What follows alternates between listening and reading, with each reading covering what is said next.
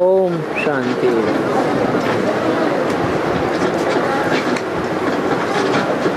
आज का प्रातः क्लास है 21 अक्टूबर 1968।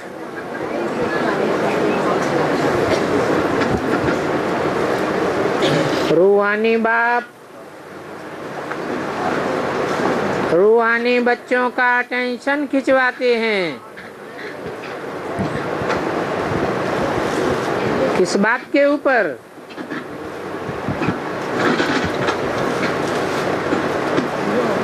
रूहानी बच्चे हैं, रूहानी बाप है, तो अटेंशन भी रूह की तरफ खिंचवाते हैं,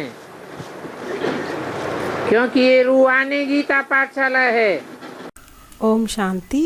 ఈరోజు ప్రాతः క్లాసు 21 అక్టోబర్ 1968. ఆత్మిక తండ్రి ఆత్మిక పిల్లల యొక్క ఆసక్తిని లాగుతున్నారు. ఏ విషయం మీద? ఆత్మిక పిల్లలయ్యారు, ఆత్మిక తండ్రి అయ్యారు కనుక ఆసక్తిని కూడా ఆత్మ వైపుకు లాగుతారు. ఎందుకనగా ఇది ఆత్మిక గీతా పాఠశాల. वो जो स्कूल होते हैं वो तो जिस्मानी पाठशालाएं हैं, मनुष्यों की हैं। मनुष्यों का मन चंचल होता है। ये तो रूहानी बाप बैठ पढ़ाते हैं।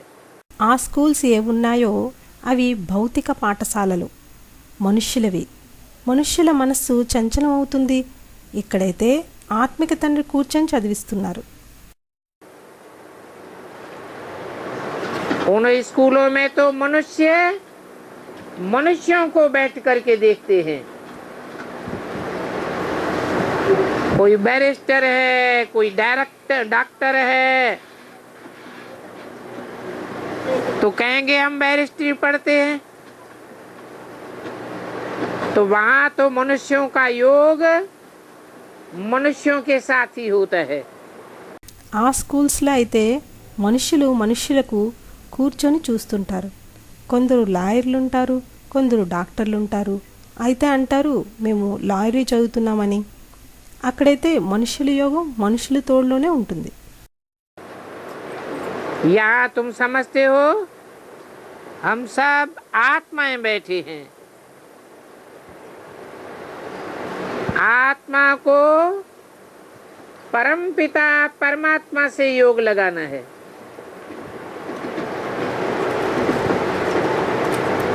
किससे योग लगाना है? योग लगाने वाली आत्मा। ఇక్కడ మీరు అర్థం చేసుకుంటున్నారు, ఆత్మలైన మన అందరం కూర్చునున్నామని. ఆత్మకు పరంపిత పరమాత్మతో యోగం జోడించాలి. ఎవరితో యోగం జోడించాలి? యోగం జోడించేదే ఆత్మ. और योग किससे लगाना है? परमपिता, जिसका कोई पिता नहीं है, वो सबका पिता है, परंतु उसका कोई बाप नहीं है।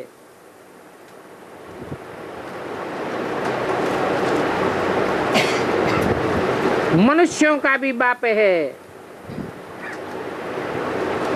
सारी मनुष्य सृष्टि का बाप है प्रजापिता, परंतु उसका भी बाप है परम पिता। మరియు యోగం ఎవరితో జోడించాలి? పరంపిత. వారికి ఇంకెవరు తండ్రి లేరు. ఆయన అందరికీ తండ్రి, కానీ ఆయనకు ఇంకే తండ్రి లేరు. మనుష్యులకు కూడా తండ్రులుంటారు. మొత్తం మనుష్య సృష్టి యొక్క తండ్రి ప్రజాపిత, కానీ ఆయనకు కూడా తండ్రి పరంపిత. तो अटेंशन खिंचवाते हैं। परमपिता परमात्मा बाप को याद करो, अर्थात बाप को ही याद करना है। इस बात में मेहनत है।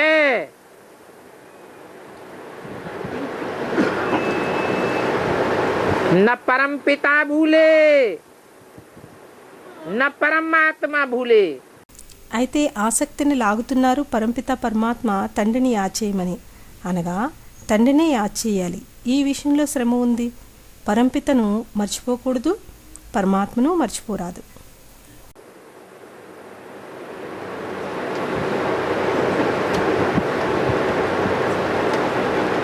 दोनों आत्माओं का कॉम्बिनेशन है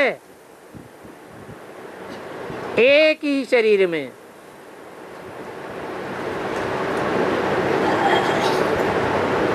जानते हो, इन आंखों के सामने तो ब्रह्मा बैठे हैं, परंतु याद करना है शिव बाबा को।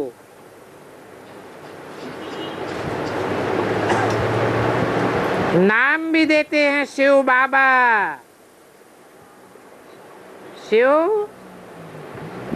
अर्थात बुरी ज्योति बिंदु, बाबा अर्थात ग्रैंडफादर।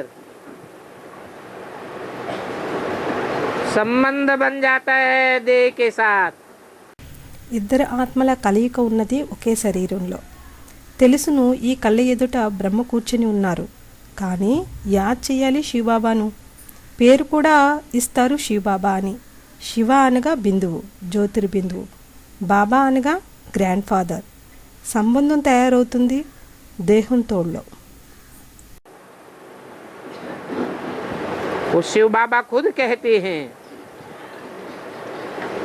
मुझे प्रकृति का आधार लेना पड़ता है।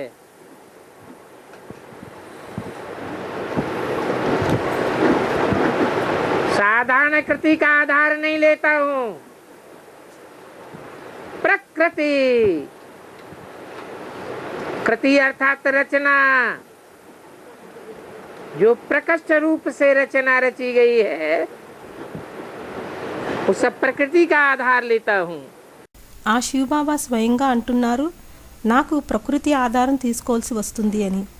సాధారణ కృతి ఆధారం తీసుకోను, ప్రకృతి. కృతి అనగా రచన.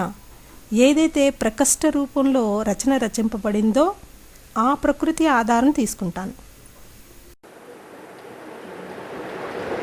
स्वेच्छा पूर्वक लेता भी नहीं हूं, लेना पड़ता है। तुम भी तो आधार लेते हो ना, कहे का?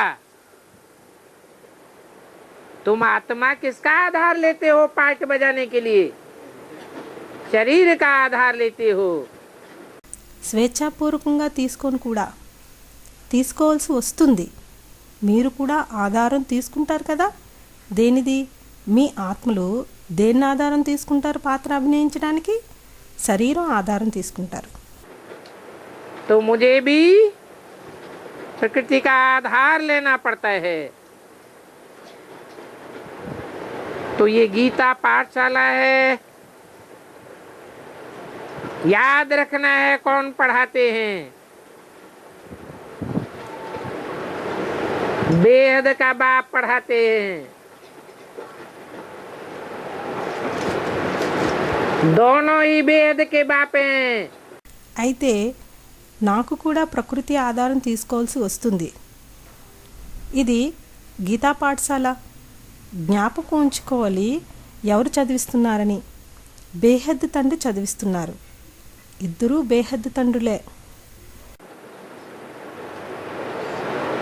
पढ़ाने वाला बेहद का बाप आत्माओं का बाप है, परंतु पढ़ाते हैं मनुष्य सृष्टि के बेहद बाप के द्वारा। और बाप एक ही बार आकर इस रथ द्वारा पढ़ाते हैं।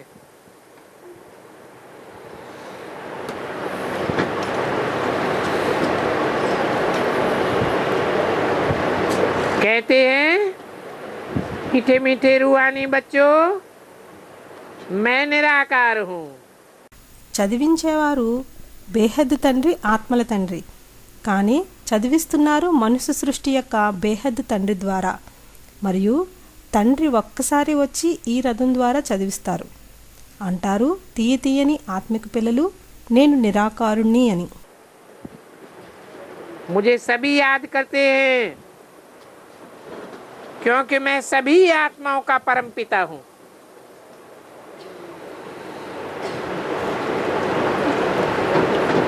आत्माओं का परम पिता हूँ.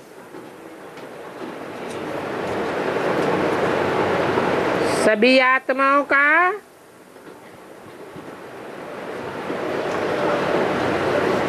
परमात्मा एक ही है जो परम पाठधारी है.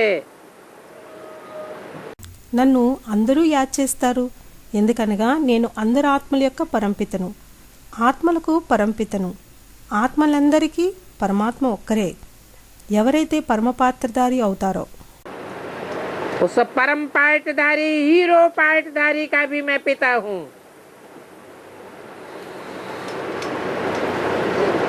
लौकिक बाप को कभी परम पिता नहीं कहेंगे.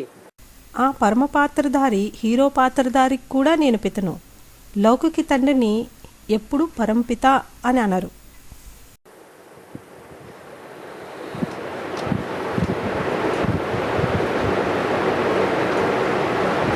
और प्रजापिता भी लौकिक है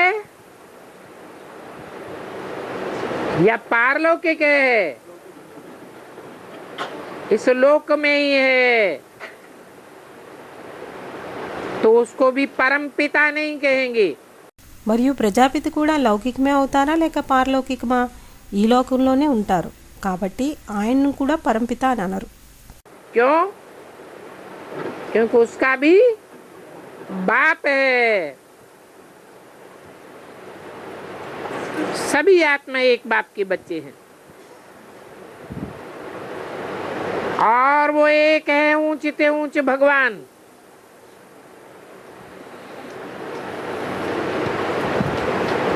वो ऊंचते ऊंच भगवान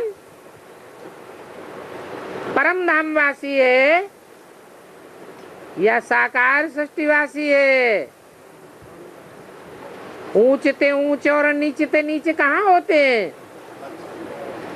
साकार सृष्टि पर होते हैं. ఎందుకు? ఎందుకనగా ఆయనకు కూడా తండ్రి ఉన్నారు. ఆత్మలందరూ ఒక్క తండ్రి యొక్క పిల్లలు మరియు ఆ ఒక్కరు ఉన్నతోన్నతమైన భగవంతుడు.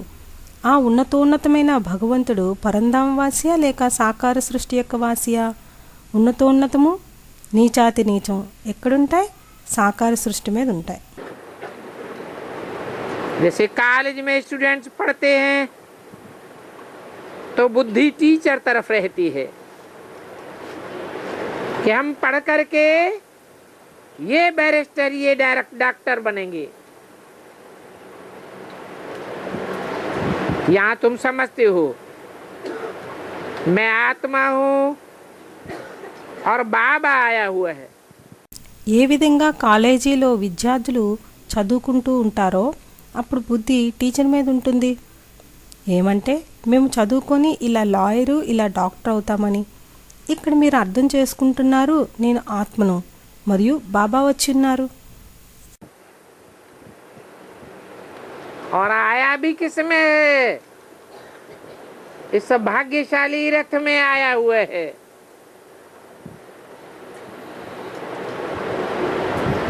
वो नॉलेजफुल है और वो भाग्यशाली रथ है जिसमें बाप आया हुआ है. वो सारी मनुष्य सृष्टि का बीज रूप है.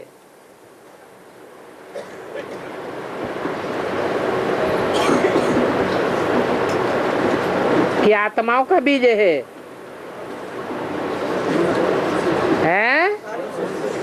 मनुष्य सृष्टि का बीज है. మరియు వచ్చేది కూడా ఎవరిలో? ఈ భాగ్యశాలి రథంలో వచ్చారు. ఆయన జ్ఞానవంతుడు. మరియు ఆ భాగ్యశాలి రథం ఎవరిలో అయితే తండ్రి వచ్చిన్నారో ఆయన మొత్తం మనుష్య సృష్టి యొక్క బీజరూపి ఆత్మ అవుతారా లేక ఆత్మలకు బీజమా? మనుష్య సృష్టి యొక్క బీజం అవుతారు.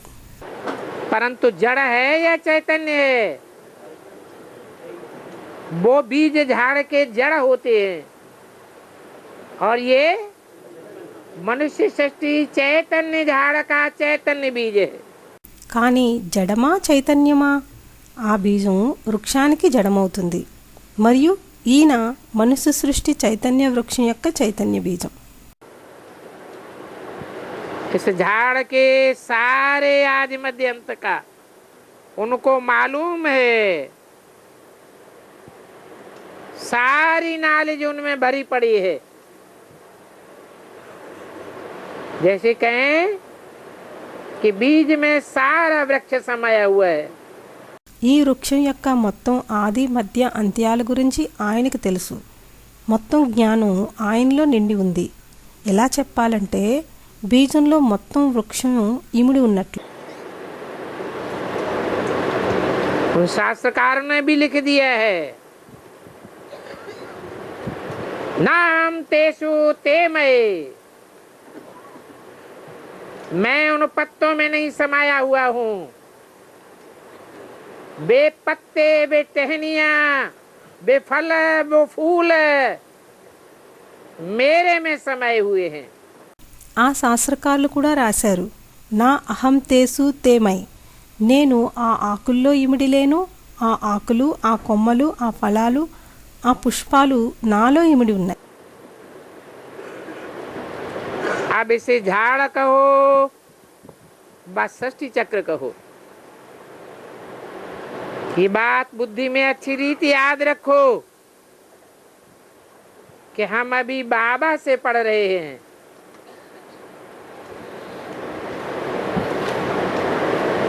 शिव बाबा इस रथ द्वारा हमको पढ़ाए रहे हैं.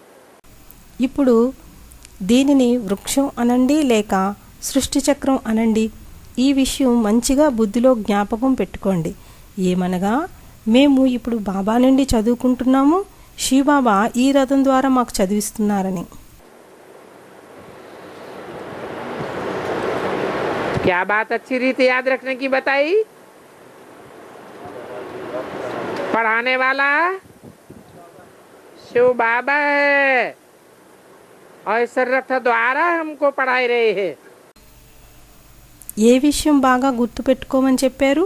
చదివించేవారు శివబాబా మరియు ఈ రథం ద్వారా మాకు చదివిస్తున్నారని. वो शिव बाबा ही कल्याणकारी है.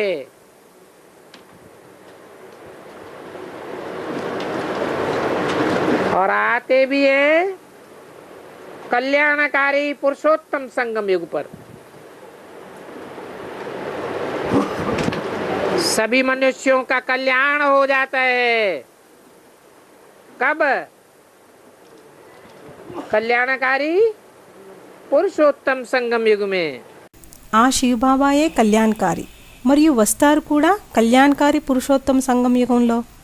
మనుషులందరికీ కళ్యాణం జరుగుతుంది ఇప్పుడు కళ్యాణకారి పురుషోత్తమ సంగమ యుగంలో. वो बाप ऊंचते ऊंचे है और वो इसमें बैठे हैं.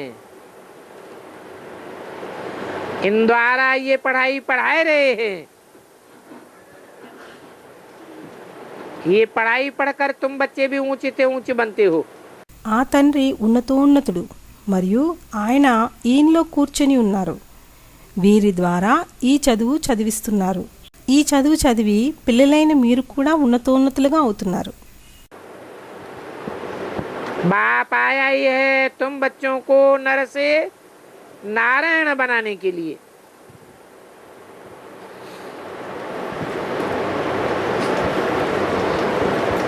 क्यों अधूरी बात क्यों बोली है? नर से नारायण बनाने के लिए सिर्फ आया है, नारी से लक्ष्मी बनाने के लिए नहीं आया है. हैं? फिर यहाँ ये क्यों बोला बाप आया ही है तुम बच्चों को नर से नारायण बनाने के लिए? आधी बात है हाँ, बाप आत्माओं को पढ़ाते हैं। తండ్రి వచ్చిందే పిల్లలైన మిమ్మల్ని నరుడి నుంచి నారాయణుడిగా మార్చటానికి. ఎందుకు? సగం విషయమే ఎందుకన్నారు? నరుడి నుండి నారాయణుడిగా మార్చటానికి కేవలం వచ్చారా? నారి నుండి లక్ష్మిగా మార్చడానికి రాలేదా? మరి ఇక్కడ ఇలా ఎందుకన్నారు? తండ్రి వచ్చిందే పిల్లలైన మిమ్మల్ని నరుడి నుండి నారాయణుడిగా మార్చడానికని. సగం విషయం. ఎవరో అన్నారు ఆత్మ అని. అవును, తండ్రి ఆత్మను చదివిస్తున్నారు. आत्मा पुरुष है और ये शरीर तो प्रकृति है, नारी है। तो एम ऑब्जेक्ट तुम्हारा सब का ये है। क्या एम ऑब्जेक्ट है? नर से नारायण बन। ఆత్మ పురుష మరియు ఈ శరీరం ప్రకృతి నారి అవుతుంది. అయితే లక్ష్యం మీ అందరిది ఇది అవుతుంది. ఏమిటా లక్ష్యం? నరుడి నుండి నారాయణుడిగా అవటం. अब माताएं और कन्याएं क्या कहेंगी? हैं? हैं? हाँ, जो भी बाप के बच्चे हैं वो सब राजा बच्चे हैं। कोई मनुष्य मात्र से कंट्रोल्ड होने वाले नहीं है। మాతలు కన్యలు ఏమంటారు? ఎవరో ఏదో అన్నారు. అవును, ఎవరైతే తండ్రి పిల్లలో వారంతా రాజా పిల్లలు. ఏ మనుష్య మాత్రలతోనూ కంట్రోల్ అయ్యేవారు కారు.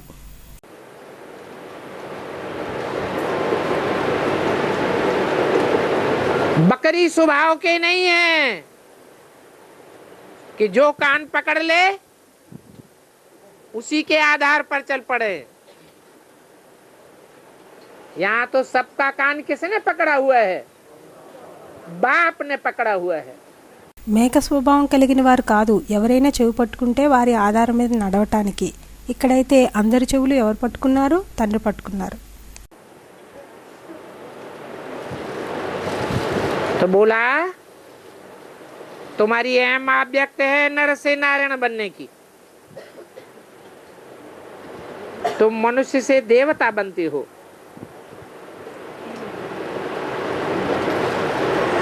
तुमको देवताएं नहीं पढ़ाते हैं,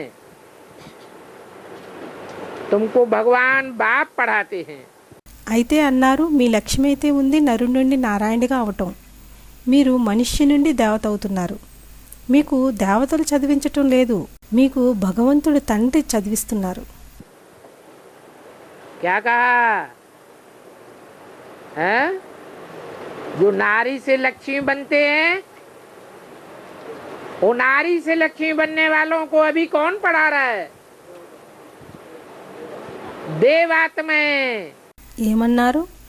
ఎవరు నారి నుండి లక్ష్మి అవుతారో ఆ నారి నుండి లక్ష్మి అయ్యేవారిని ఇప్పుడు ఎవరు చదివిస్తున్నారు?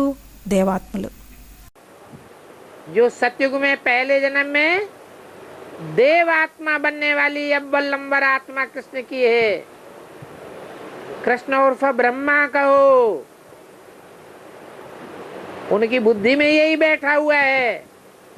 हमको पढ़ाने वाला कौन है? हैं? मुख से कहते हैं शिव बाबा, लेकिन अंदर से ये भी जानने लगे हैं कि शिव बाबा प्रैक्टिकल में हमको अभी पढ़ाने नहीं आता है। ఎవరు సత్యుగంలో మొదటి జన్మలో దేవాత్మలుగా అవుతారో మొదటి నెంబర్ ఆత్మ కృష్ణునిది. కృష్ణుడు ఉరఫ్ బ్రహ్మ అనండి. ఆయన బుద్ధిలో ఇదే కూర్చుంటుంది మనకు చదివించేవారు ఎవరని. నోట్తో అంటారు శివబాబా అని, కానీ లోపల నుండి ఇలాగే అనుకునేవారు శివబాబా ప్రత్యక్షంగా మనకు ఇప్పుడు చదివించడానికి రాలేదు అని.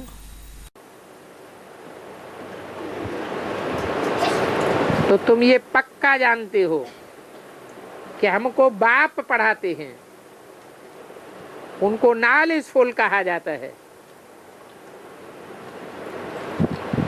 रचयिता और सारी रचना के आदि मध्य अंत की नॉलेज वो देते हैं। అయితే మీకు ఇది పక్కాగా తెలుసు ఏమంటే మాకు తండ్రి చదివిస్తున్నారని. ఆయన్ను జ్ఞానవంతుడు అని అంటారు. రచయిత మరియు మొత్తం రచన యొక్క ఆది మధ్య అంత్యాల జ్ఞానం ఆయన ఇస్తారు. बाप कहते हैं मैं बीज रूप हूँ और सारे मनुष्य सृष्टि रूपी झाड़ का पति हूँ.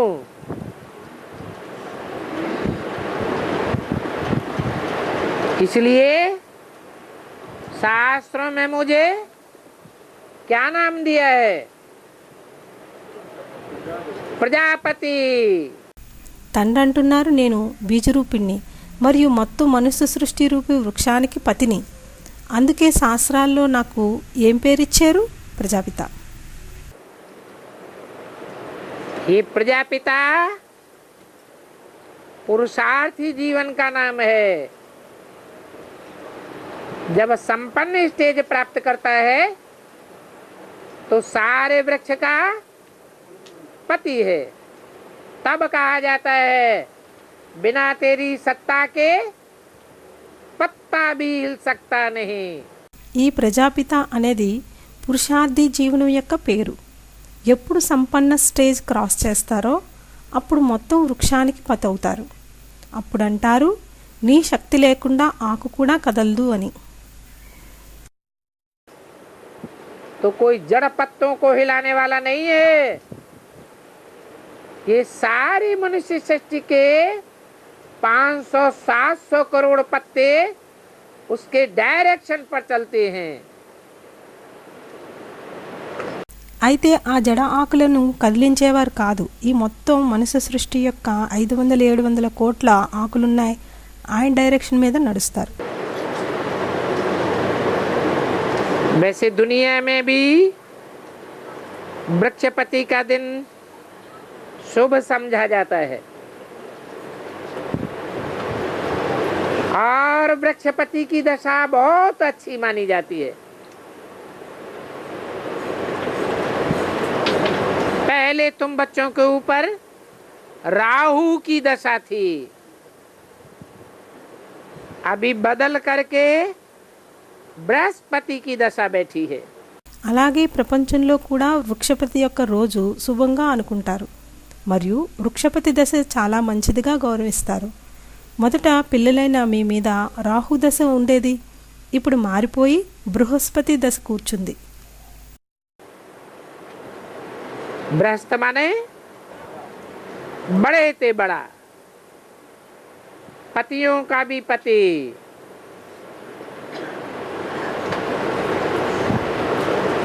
भारत ही राहु की दशा में आता है. फिर अभी बृहस्पति की दशा बैठनी है. బృహస్త అనగా పెద్దలోకెల్లా పెద్ద, పతులకే పతి. భారత్ కూడా రాహు దశలోకి వస్తారు, తిరిగి ఇప్పుడు బృహస్పతి దశలో కూర్చోవాలి. अगर कोई बात नहीं समझो तो झट नोट करो. नोट करके हम ये बात बाबा से पूछेंगे. अभी तुम बच्चों का अटेंशन सारा पढ़ाई पर है. ఒకవేళ ఏ విషయమైనా అర్థం కానిచో వెంటనే నోట్ చేసుకోండి. నోట్ చేసుకొని మనం ఈ విషయం బాబానే అడుగుదామని. ఇప్పుడు పిల్లలైన మీకు ధ్యాస మొత్తం చదువు మీద ఉంది. जैसे स्कूल में बच्चों का अटेंशन टीचर की तरफ रहता है, दूसरा है ऑब्जेक्ट की तरफ. अभी तुम बच्चों को बाप पढ़ा रहे हैं, सृष्टि का चक्र भी समझा रहे हैं. भक्ति मार्ग में तुम उल्टा समझते समझते बिल्कुल ही उल्टे बन गए. ఏ విధంగా స్కూల్లో పిల్లల ధ్యాస టీచర్ వైపు ఉంటుందో రెండోది ముఖ్య లక్ష్యం వైపు. ఇప్పుడు పిల్లలైన మీకు తండ్రి చదివిస్తున్నారు, సృష్టి చక్రం కూడా అర్థం చేయిస్తున్నారు. భక్తి మార్గంలో వ్యతిరేకంగా అర్థం చేసుకొని పూర్తిగా వ్యతిరేకమైపోయారు. अभी बाप समझाते हैं, मीठे मीठे बच्चे तुम पहले विश्व के मालिक थे. तुम जानते हो कि हम देवताओं के पूजने वाले हैं. देवी देवता धर्म के भी तुम ही हो. और शिव बाबा के बच्चे भी तुम ही हो। ఇప్పుడు తండ్రి నచ్చ చెప్తున్నారు, తీయని పిల్లలు మీరు మొదట విశ్వానికి మాలికలుగా ఉండేవారు. మీకు తెలుసు మేము దేవతలను పూజించేవారమని. దేవత ధర్మానికి చెందినవారు మీరే, మరియు శివబాబా యొక్క పిల్లలు కూడా మీరే. भारतवासी शिव को भी पूजते हैं, फिर देवताओं को भी पूजते हैं, परंतु ये नहीं जानते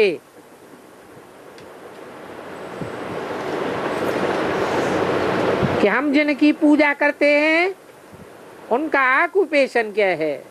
భారతవాసీలు శివుని కూడా పూజిస్తారు, తిరిగి దేవతలను కూడా పూజిస్తారు. కానీ ఈ విషయం తెలీదు, మనం ఎవరిని పూజిస్తున్నామో వారి వృత్తి ఏమిటి అని.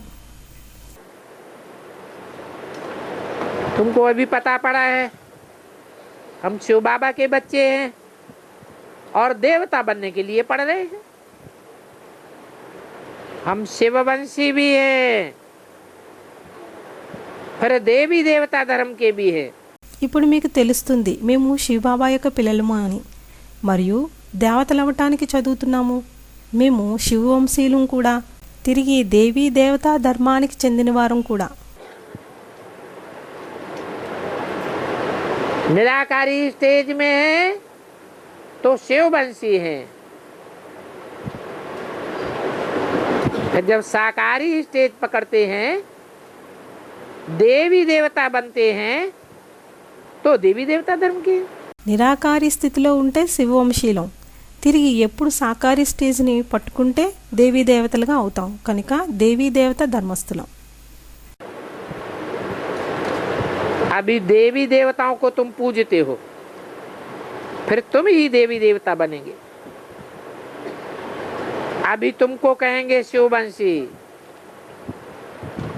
फिर तुम विष्णुपुरी में जावेंगे. ఇప్పుడు దేవీ దేవతలను మీరు పూజిస్తున్నారు, తిరిగి మీరే దేవీ దేవతలుగా అవుతారు.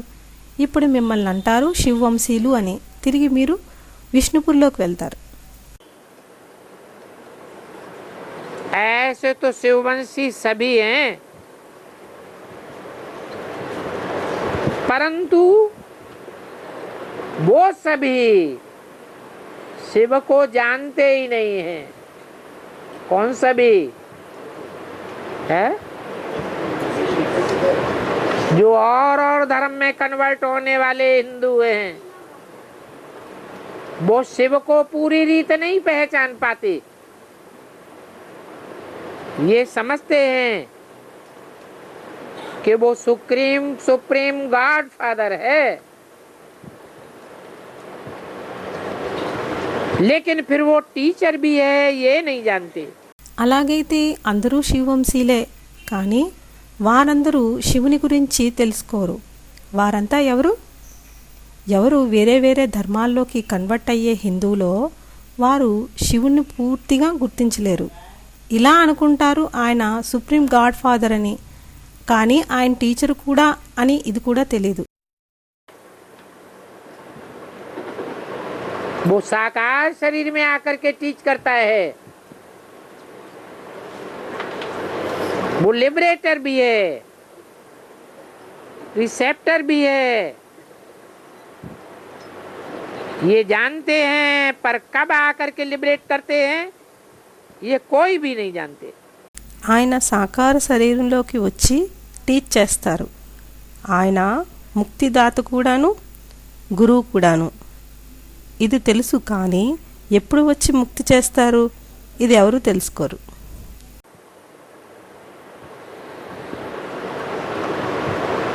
तुम समझते हो बाप पुरुषोत्तम संगम युग पर ही आते हैं और सभी को लिबरेट करके ले जाते हैं. कल्याणकारी युग में आते हैं.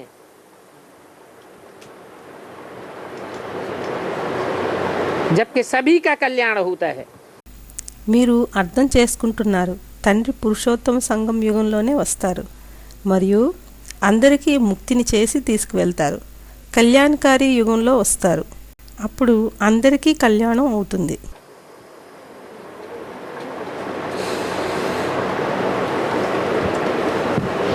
तो असली टाइम कल्याण का कौन सा हुआ?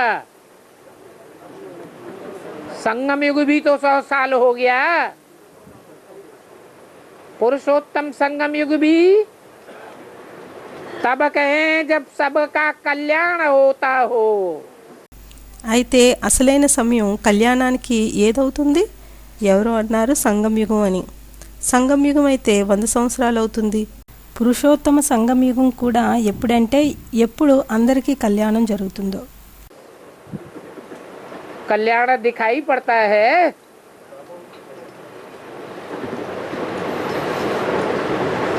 जैसे बाप कल्याणकारी है वैसे तुम बच्चे भी कल्याणकारी हो। కళ్యాణం కనిపిస్తుందా? ఎలా తండ్రి కళ్యాణకారియో అలాగే పిల్లలైన మీరు కూడా కళ్యాణకారులే. मनसा से भी कल्याणकारी, वाइब्रेशन से भी कल्याणकारी, वाचा से भी कल्याणकारी और कर्मेंद्रियों से भी कल्याणकारी। तब कहेंगे कल्याणकारी पुरुषोत्तम संगम युग। మనసుతో కూడా కళ్యాణకారులు, వైబ్రేషన్స్తో కూడా కళ్యాణకారులు, వాక్తో కూడా కళ్యాణకారి మరియు కర్మేంద్రియాలతో కూడా కళ్యాణకారి. అప్పుడు అంటారు కళ్యాణకారి పురుషోత్తమ సంగమయుగం అని. तुम समझते हो कि इस समय हम सभी का कल्याण करते हैं, तो तुम हो ईश्वरीय मिशन, तुम श्रीमत पर चल रहे हो। మీరు అర్థం చేసుకుంటున్నారు ఈ సమయంలో మనం అందరికీ కళ్యాణం చేస్తున్నామని. కాబట్టి మీరయ్యారు ఈశ్వరీయ మిషన్, మీరు శ్రీమతంపై నడుస్తున్నారు. बाप कहते हैं इस कल्याण के कार्य में मन मना भव। मेरे मन में जो भावनाएं हैं उन भावनाओं में समा जाओ, मेरे मन में समा जाओ, मुझे याद करो और षष्ठी चक्र को याद करो, अपनी राजाई को याद करो। తండ్రి అంటున్నారు ఈ కళ్యాణ కార్యంలో మన్మనాభవ, నా మనస్సులో ఏ భావాలున్నాయో ఆ భావాల్లో ఇమిడిపోండి, నా మనస్సులో కలిసిపోండి, నన్ను యాద్ చేయండి మరియు సృష్టి చక్రాన్ని యాద్ చేయండి, మీ రాజ్యాన్ని యాద్ చేయండి. और तुम बच्चों को ये संदेश सभी को देना है। कहते हैं बाबा इतना बड़ा संसार है, सभी को कैसे संदेश देंगे? मुख से तो सभी को संदेश नहीं दे सकेंगे। మరియు పిల్లలైన మీరు ఈ సందేశాన్ని అందరికీ ఇవ్వాలి అంటారు. బాబా ఇంత పెద్ద ప్రపంచం ఉంది, అందరికీ సందేశం ఎలా ఇవ్వాలి? నోటుతో అందరికీ సందేశం ఇవ్వలేము అని. बाप कहते हैं नहीं बच्चे,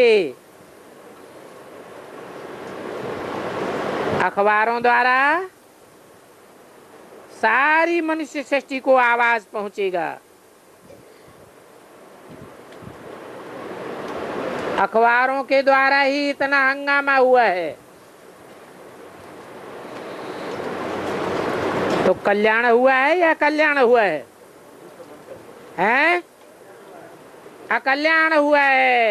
తండ్రి అంటున్నారు కాదు పిల్లలు, పేపర్ల ద్వారా మొత్తం మనుష్య సృష్టికి ధ్వని చేరుతుంది, పేపర్ల ద్వారానే ఇంత హంగామా అయ్యింది. అయితే కళ్యాణమైందా అకళ్యాణమైందా? అకళ్యాణమైంది. कहते हैं ये जादू करते हैं, भाई बहन बनाते हैं। अभी एक एक को कौन बैठ माता मारे, कौन बैठ करके समझावे? इसमें तो बहुत समय लग जाएगा। उसको कहते हैं चींटी मार्ग. అంటున్నారు ఈయన ఇంద్రజాలం చేస్తున్నారని, సోదరీ సోదరులుగా చేస్తున్నారని. ఇప్పుడు ఒక్కొక్కరికి ఎవరు కూర్చొని తలబాదుకుంటారు, ఎవరు కూర్చొని అర్థం చేయిస్తారు? దీనిలో చాలా సమయం పట్టేస్తుంది. దాన్ని అంటారు చీమల మార్గం అని.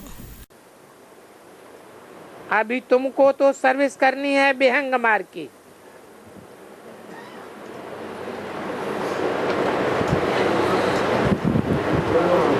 ये तुम्हारे चित्र भी बड़े बड़े अखबारों में जानेंगे। व्यंग कहते हैं पक्षी को जो ऊंची उड़ान बढ़ता है। तो बड़े बड़े अखबारों में जाने से सभी को मालूम पड़ जाएगा। ఇప్పుడు మీరైతే సర్వీస్ చెయ్యాలి విహంగ మార్గంలో. ఈ మీ చిత్రాలు కూడా పెద్ద పెద్ద పేపర్లోకి వెళ్తాయి. విహంగమని పక్షిని అంటారు, ఎత్తుగా ఎగురుతుంది. అయితే పెద్ద పెద్ద పేపర్లో పట్టడం వల్ల అందరికీ తెలుస్తుంది.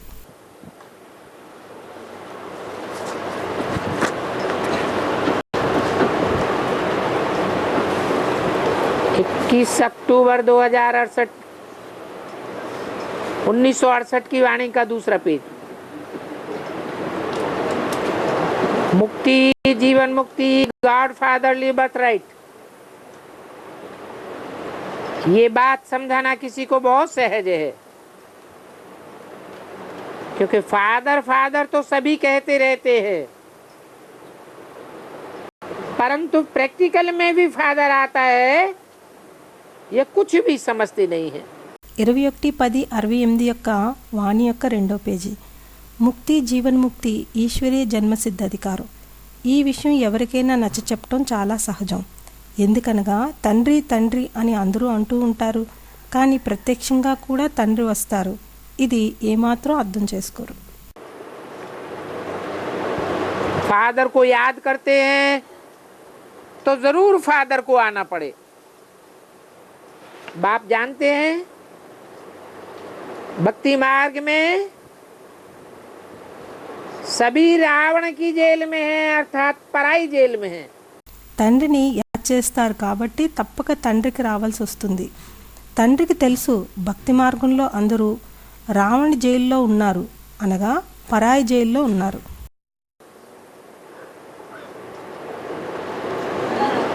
मुझे भी पराई राज्य में बुलाते हैं। ओ दूर देश के रहने वाले, आओ देश पराए। ये रावण का पराया देश है।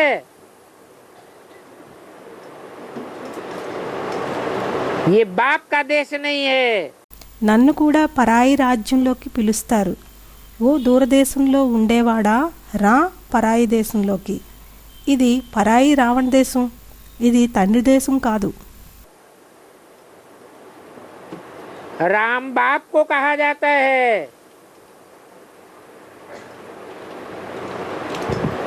रावण को कोई बाप नहीं कहते हैं।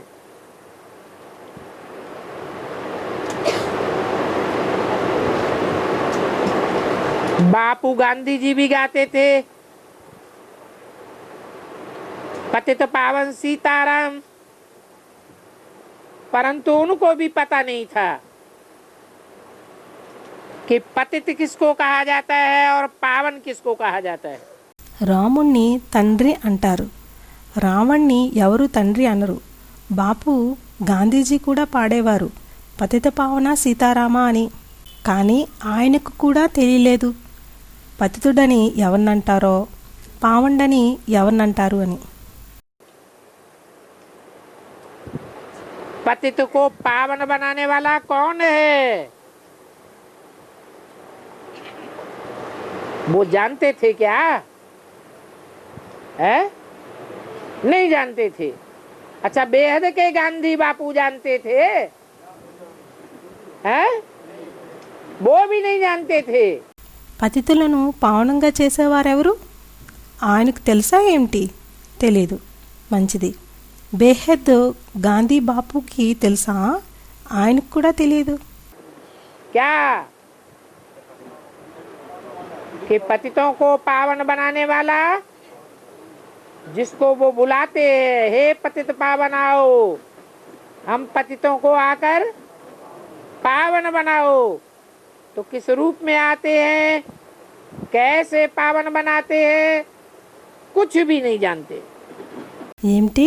ఏమనగా పతితులను పావనం చేసేవాడు ఎవరినైతే వారు పిలుస్తున్నారో ఓ పతిత పావన రా అని, పతితులు అయిన మాకు వచ్చి పావనం చెయ్యు అని. అయితే ఏ రూపంలో వస్తారు, ఎలా పావనం చేస్తారు ఏమీ తెలియదు. हाथ में तो गीता उठाते थे। कौन?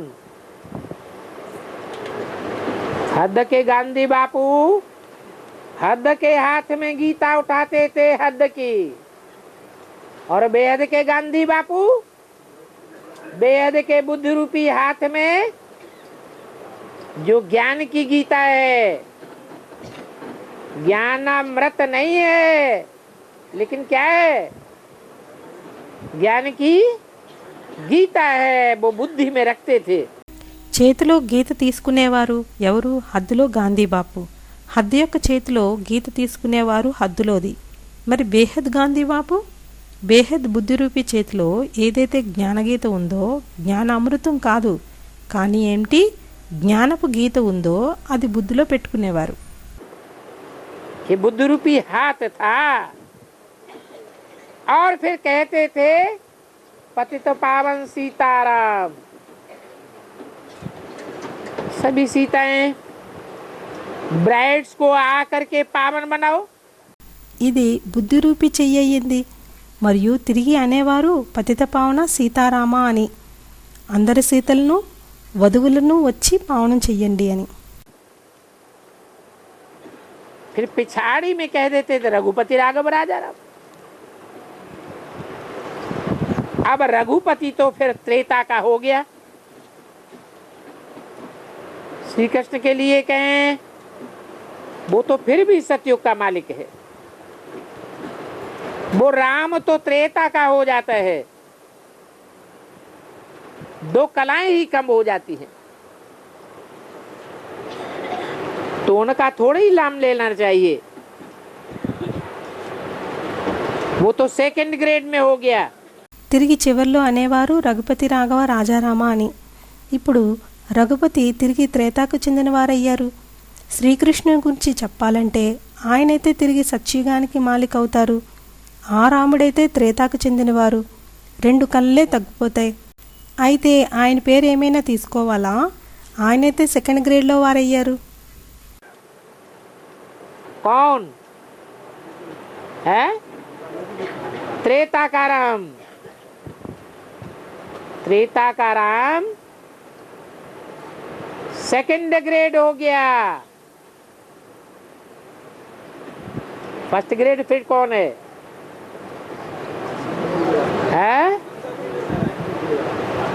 मनुष्य जीवन का लक्ष्य क्या है? नर से नारायण, वो है फर्स्ट ग्रेड। सेकंड ग्रेड कौन है?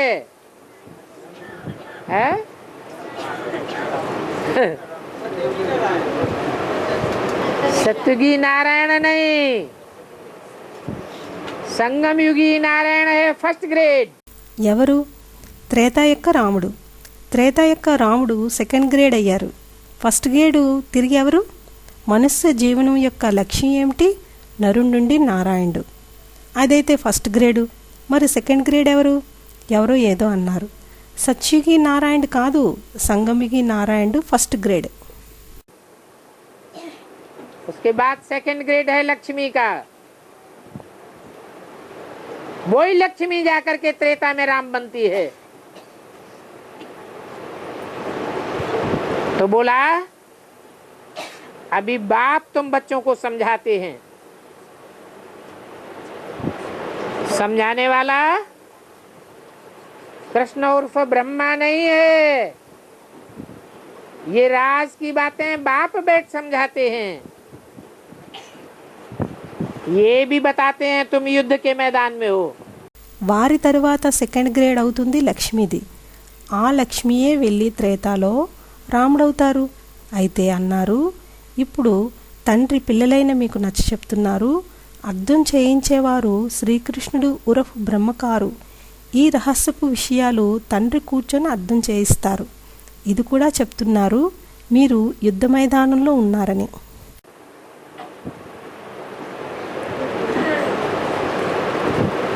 माया से हार खाते हैं तो उनको क्षत्रिय कहा जाता है. तुम रूहानी क्षत्रिय हो, इनकॉग्निटो हो, अंडरग्राउंड मिलिट्री हो.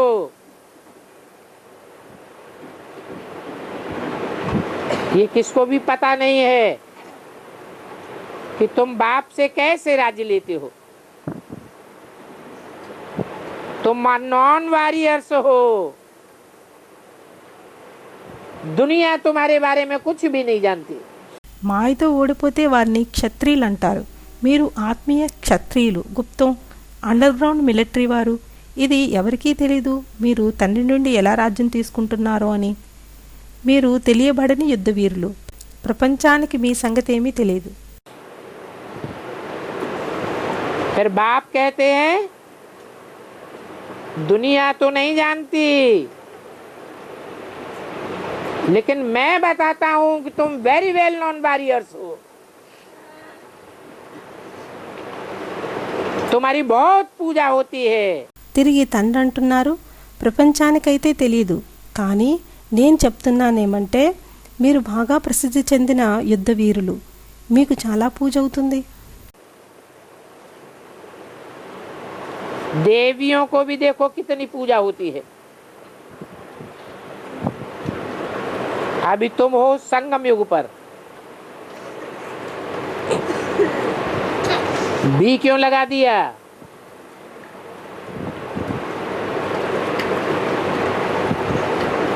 तुम्हारी पूजा कितनी होती है, फिर देवियों की भी कितनी पूजा होती है. ये नॉलेज धारण करनी चाहिए. దేవీలకు కూడా చూడండి ఎంత పూజ అవుతుంది. ఇప్పుడు మీరున్నారు సంగమయుగంలో కూడా అని ఎందుకన్నారు? మీ పూజ ఎంత అవుతుందో తిరిగి